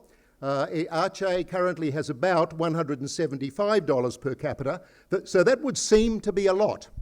But it's not really a lot at all. It depends what you compare it with. It's a lot in terms of Indonesia, but in terms of overall public expenditures, and we need to look at figures more, it's still very, very small. I don't know how I could run a government as a governor with $175 per capita. The money just doesn't go very far. The figure for the ACT, by the way, I looked it up this morning, I looked it up today, the figure for the ACT is $13,000 per capita. Why we can have roads and parks and schools and hospitals is that our government is able to spend $13,000 per capita compared to $175 in Aceh. Now, Aceh's got a lot compared with the rest of Indonesia, and I have no idea how they manage in Central Java. The government almost doesn't exist. Strategic issues, no, in fiscal terms. In fiscal terms, the capacity is extremely limited. Strategic issues for development policy, well, these are fairly obvious, and they're much the same as other parts of Indonesia. Widespread poverty. Certainly, if there's widespread poverty, particularly in rural areas, rural policy is needed. We need to think about the role of the provincial government. I can't spend time on this today, but this does seem to me to be one of the core issues. If you've got so little money, if governments have so little money, what can we hope for governments to do? They really have very restricted fiscal resources, and of course, Pemekaran. Picture of the poverty in Aceh. This is rather similar to other parts of Indonesia. As we'd expect, the level of poverty in Indonesia is higher. Rural poor is 22% of the population. Indonesia overall is 15%. Finally, policy for development, and this is my last slide. I'm certainly running out of time. My prescription for development is much the same as I've noticed. I've been watching what people are suggesting for other provinces of Indonesia, other parts of Indonesia, and it's much the same. In a sense, it's simple. It's simple to talk about. It's very difficult to implement. The simple solution, which is very hard to bring about, is first of all to promote economic growth, and second, to improve the supply of what I call PPSS infrastructure, pro-poor, small-scale infrastructure. To promote economic growth, they certainly need higher levels of investment. We're not going to get sustained levels of growth without higher levels of investment, and at present in Aceh there is very little investment. We need to find development programs that are pro-jobs, to create jobs for opportunities. In that very large service sector, productivity is very low, underemployment is really very high. We have to create useful jobs, and we need to promote small-scale rural growth.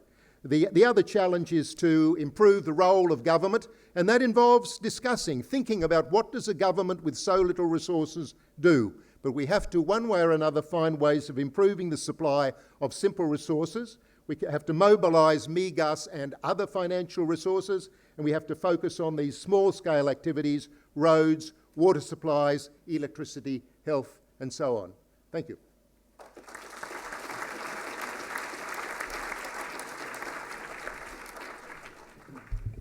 Thank you very much, Peter.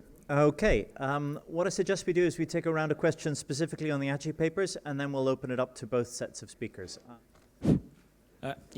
I'm Zulfan from University of Western Sydney, and my question is to Ed. I like your conception about predatory peace. To push a little bit further about the comparative perspective of that concept, what do you think about the sustainability of that kind of situations, given all the circumstances from the rebel side and from the government side? And if you think of not only Mindanao, if you look at Sri Lanka, for example, the peace is increasingly authoritarian in nature. So what would be your take about the stability of the current predatory peace? Thank you. Where was the one at the back? Okay, thank you, Neil. But it was a remarkable presentation, and since we all know that you've done, is it my turn? Up here. Perhaps if you could stand up. Thank you, Neil. Well, may I repeat again? But Neil, Ed, since you all know that you have done many of remarkable research about Islam and politics in Indonesia, I'd like to highlight one particular issue about the implementation of Sharia Islam in Aceh. And my questions are, do you think that the implementation of Sharia Islam in Aceh has been a strong signal of the victory of the Wahhabis or the hardliner Muslim groups in Aceh over the traditionalist or moderate Muslim groups in there? And the last one is, how do the traditionalists or the moderate Muslim groups in Aceh has reacted to this situation? Do you think, is there any possibility for them to recounter this state fundamentalism? Thank you. And the third one was... Wait. Okay, my name is Badrus from Deakin University. One question is for Peter. Why is it very difficult to invite investors to come to Aceh? Is security is the most important part of that reason? Second question for Ed. It seems that there is no strong trust between Aceh and central government. So that's why that delay of some early part of government planning of their funding. So that's, and also, why is it very symbolic of negotiation among them? For example, the issue of flag, the issue of Walinangro. This is very symbolic. Thank you. Okay, thank you. Ed, do you want to go first?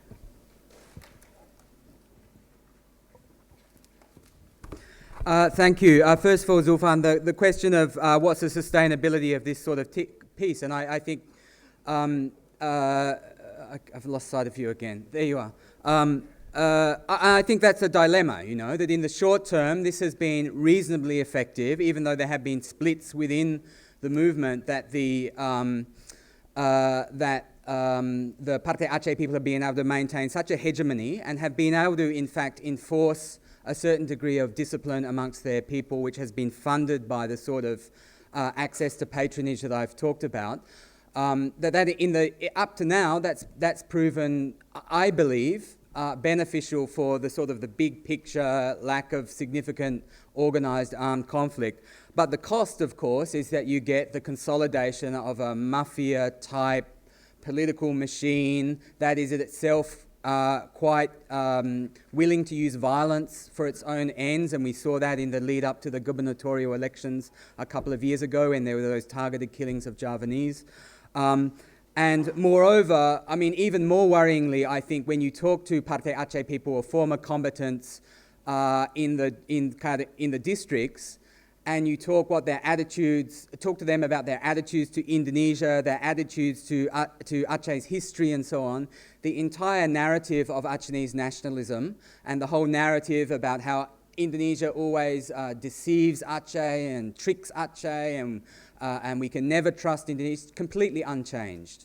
It's like it's an iceberg and they've just taken the tip off which says, we want Merdeka. Everything else is completely unchanged. So I think that is the dilemma. I mean, I won't, and I think that is, for the long term, quite worrying, and I am, I would say, increasingly worried about, as you say, the sustainability of peace in Aceh.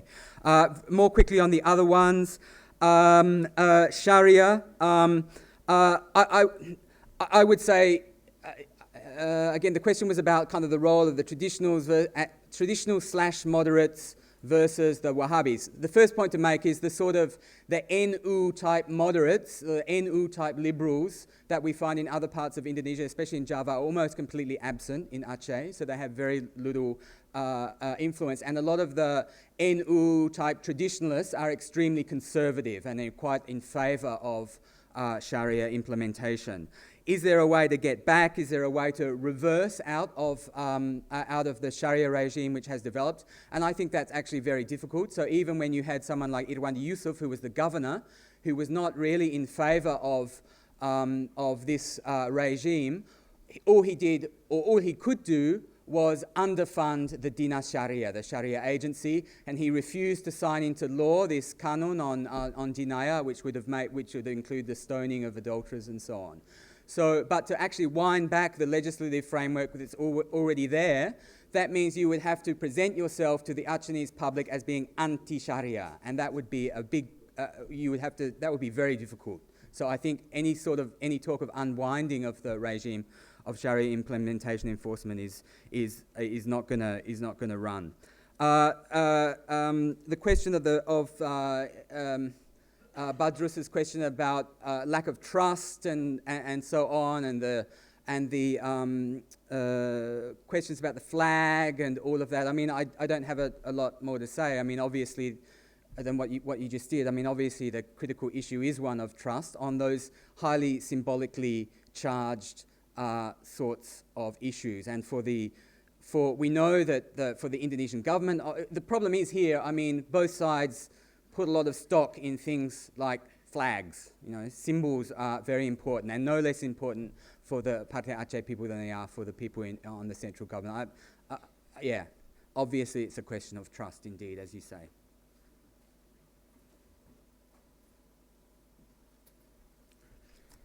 Well, Ed has almost answered the question, really. I mean, in many ways, from the outside, Aceh still looks like a house divided. It's semi-divided within itself, and it's certainly divided with the central government, and this is certainly not a conducive environment for investment.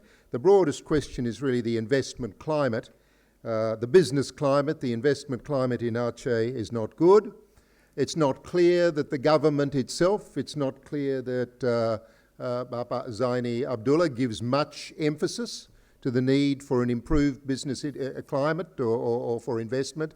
And then moving towards specific things, what do investors look for? Well, if investors come into an area like that, they'll look for business opportunities, they'll look for opportunities to meet with the elite, they'll look for opportunities to find people to work with as partners in Aceh, and they'll look for markets, and they'll look for security.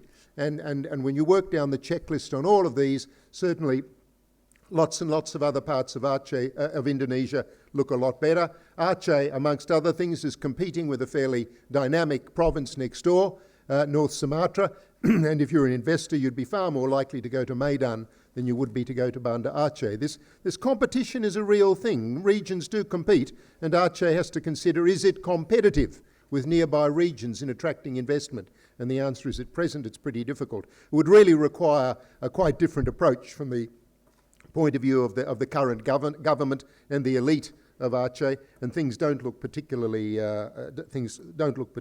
optimistic. And to some extent, Ed comes across as a little bit worried, and so am I.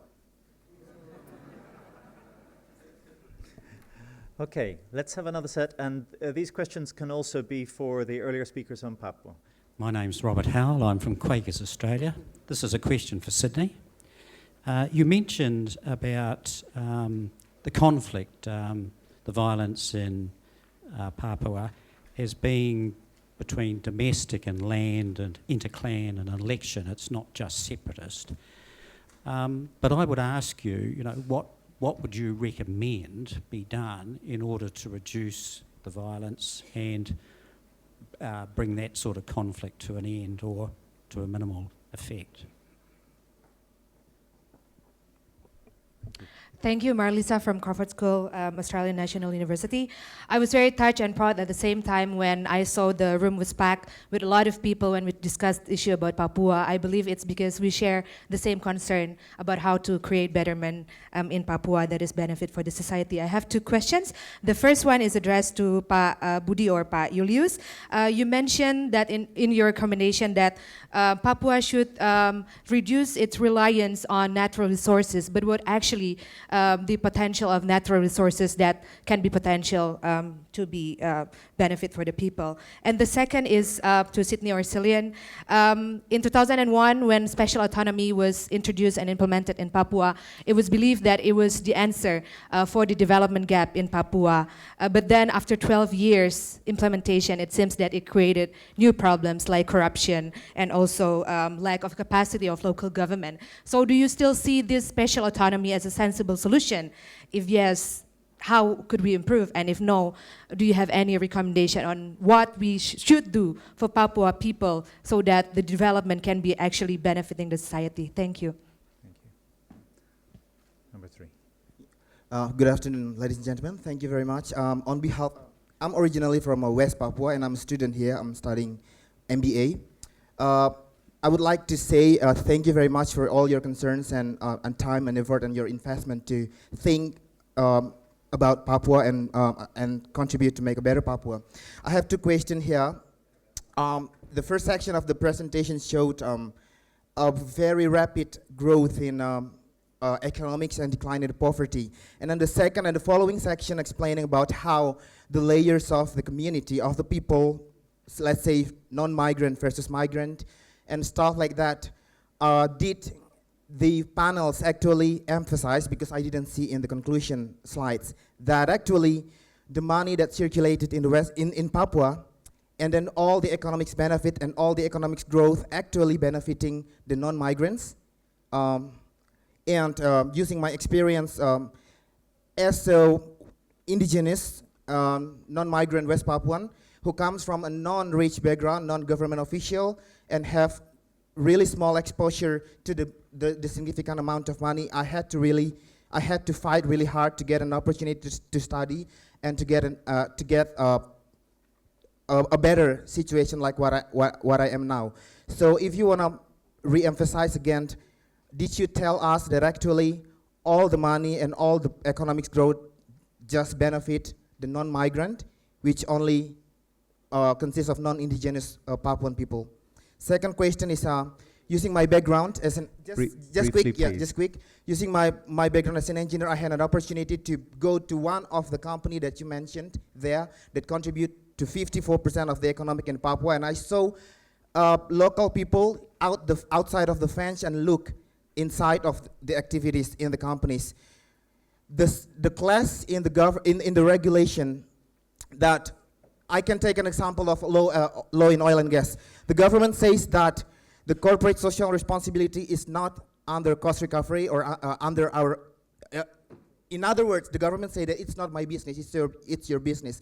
But the company also says that this is I have given the money to the government, and this is the responsibility of your government for the development of the community around that area, especially for the indigenous people. How do we solve these problems, the class in the sector's regulation? Thank you.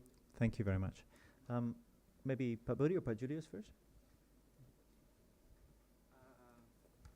Well, first of all, thanks a lot for the response. There's several issues that I would like to clarify. Yeah? Number one, when I said that there is need to reduce reliance on natural resources, certainly it doesn't mean that we have to stop. But what we need to think is about how to invest in the other sector so that other sector is also being developed. So, and how these things should better to be done. Well, number one is there is an issue certainly that need to be considered whether we can actually already extract the right rent from these resource activities, whether the size of rent that we actually collected is already correct. Because if that is actually also influence the rate of exploitation, when you have small rent profit is so big to the company, they will trying to do it as fast as possible. So that's number one. Number two is that how to distribute these things, yeah?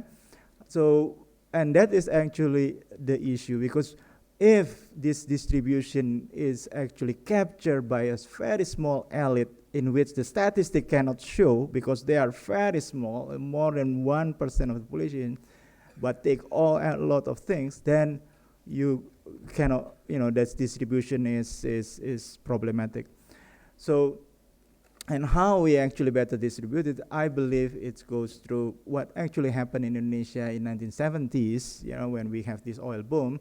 We are not doing that bad, in my opinion, in redistributing that revenue through basic education. You have variation about the success of those education, but still, Indonesia enjoying those things. Basic infrastructure. In agricultural sector, there was a big investment. Yes, it is costly and so on, but still, it's actually make a difference. So what has to be done in Papua, I think, is put more attention on rural area, invest more. If you look at the agglomeration, it's actually showing that the elite, which is in urban area, capture big things of these activities. Now, it's not directly that resources is actually goes to the migrant, but the fact that the money has been circulated in the urban area and migrant has been able to do some activities, which is actually not directly giving the money, like, in services sector, all these hotels, all the restaurant, it's all conducted. So they capture it, but they're not directly capture it, but they are second cycle capturing it. The first one that capturing it is actually the government of Papua. So that is in my opinion. And when you invest to rural area, it is costly, yeah. But in this case, I still argue it should be done. There is a degree of in general, I don't really like. I'm not favor of any affirmative action. But in this case, there are some degree that should be. Probably, we should allow those things. However, I should remind also this policy of admin should not reduce the incentive for Papuan to be non-competitive. So, for example, there are unregulated say that, well, Papuan contractor has to win the bidding. That is debatable. So what happened is that if this group win the bidding and then subcontracted to others, it doesn't really work. So a certain degree of affirmative action probably, and we need to choose which part is actually quite good. And I prefer to choose the part of scholarship, putting on infrastructure to rural area, and so on. Thank you.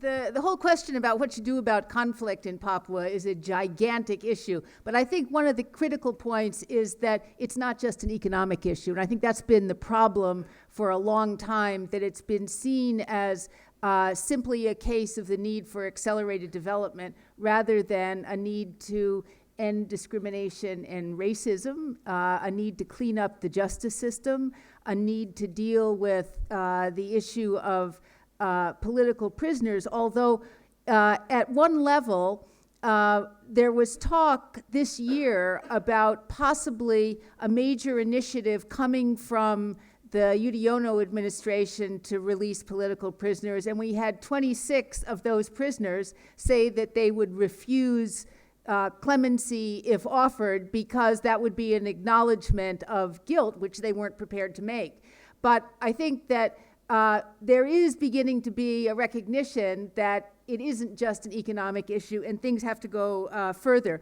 I think in terms of the very specific issue of how you deal with the grievances between Papua and Indonesia historically, I think that this initiative by the Papua Peace Network to try and draw people together within Papua, both migrant and indigenous, and define what the indicators are that would mean that Papua was no longer in conflict, I think that's actually been a very useful and constructive process. There are about 24 indicators covering cultural, economic, political issues, and so on.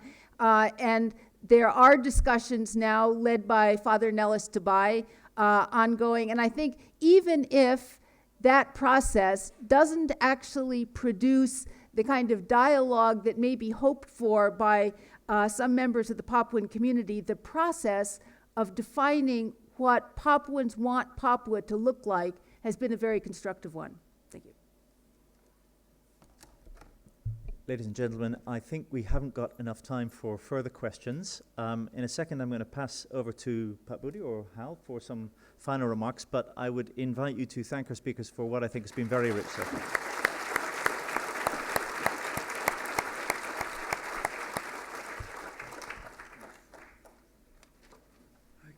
Thanks very much, Neil. Well, we're getting close to the end. It's a beautiful spring day. At Floriade Flower Show awaits us, so we think we better pull things to a close. But I want to make a few remarks, and I'll hand over to the boss, Pat Budy, afterwards. Just a couple of things. This has been Indonesia Update number 31, as Andrew McIntyre mentioned. It started off as an experiment, and here we are, 30 years later. There'll be number 32 next year, which someone will talk about shortly. I used to run these quite regularly in the 1980s and 1990s. I haven't done one since 1997, and it's nice to come back to them. They're a lot of work, but they're great fun. I want to thank a number of people. First of all, I want to thank the speakers. This has been a terrific conference, and the speakers have uniformly been excellent. So can you please join me in thanking all the speakers?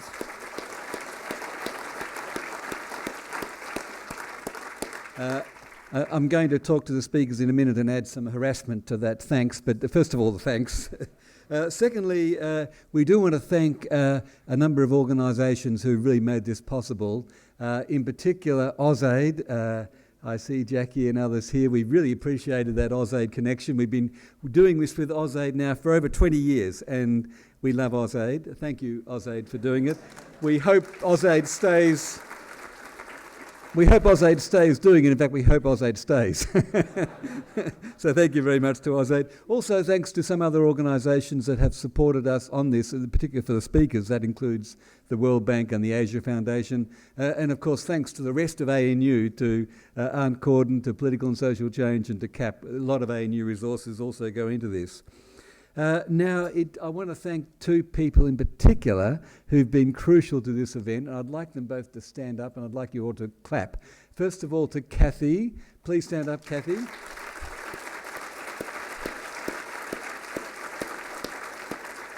Kathy has done, I was going to say 31 updates, but not quite, but it's certainly double figures, and without Kathy, you couldn't do this. And the other person I want to thank is Nuka. Where's Nuka? Is she around? Look, yeah.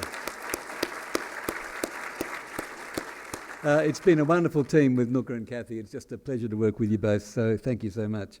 I want to also thank a number of other people who've supported us greatly, and they're the team of the volunteers who really made this a very well-organised event. Please bear with me. I want to mention them all by name, and then we can give them a big clap at the end.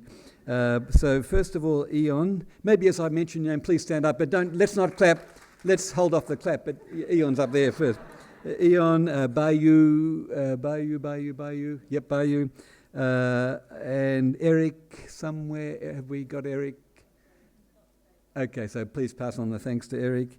Carolyn. Carolyn, hi. Yeah, Carolyn. Wanda. I wonder where Wanda is. Wanda, Wahyu, Fajran, Maria, thanks, Maria, Braviano, Kiki. Kiki's been crucial on the PowerPoints. Thank you so much, Kiki. Rizki, Diana, Diandra as well, and also Trish. So can you please thank them all very much?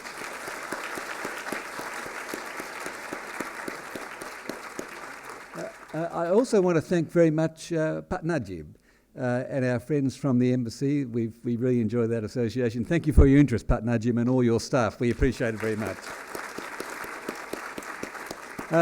Finally, back to the speakers. You haven't heard the end of me yet.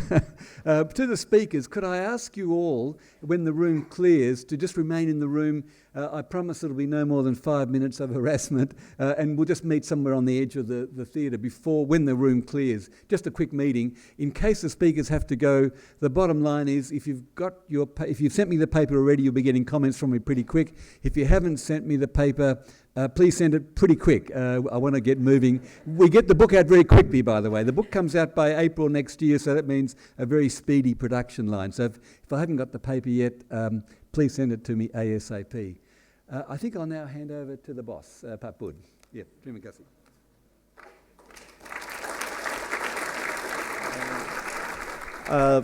Let us thank Hal for this nice conference. Yeah, he did a wonderful conference, getting together all nice speakers and choose an interesting topic. So thanks, guys, for that. Sorry, actually, I forgot to thank the most important person, and that's Bud.